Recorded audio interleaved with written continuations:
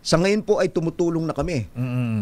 Dahil nanawagan po si Secretary Vince Dizon ng tulong from the AFP and from the PNP. Nag-inspect po yung ating mga units in the field. Okay. Binigyan po tayo ng coordinates ng mga flood control projects. Pinuntahan ng mga units natin in the field. In-inspect po nila.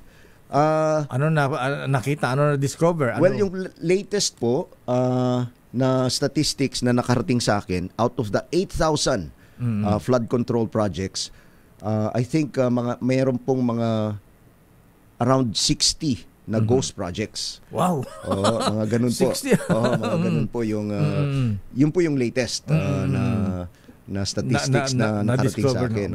Talaga. Sa ngayon po, ito AFP ang nakadiscover nito, AFP po, hindi po ang DPWH. Hindi po AFP. Wow. Kaninong project yan? Project ba ng mga politiko yan? Congressman? Hindi po namin alam, Manong Leo. Basta ang tasking lang po namin, puntahan yung coordinates kung saan po yung sinabing nagkaroon ng flood control project at tinignan po nila kung meron, if it is existing or not existing. Wow, 60 na-ghost. So saan lugar ito? Luzon, Visayas, Mindanao? All over po. Wow. So meron, alin mas marami, Luzon, Visayas o Mindanao?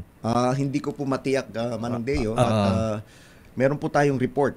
At yung pong figures na yon ay sa tingin ko po ay lalaki pa kasi tuloy-tuloy yung ating pag-inspect. I think ang binigay po sa amin na number ng projects na i-inspect ay mga 16,000 po. Wow. So tuloy-tuloy pa ho yun.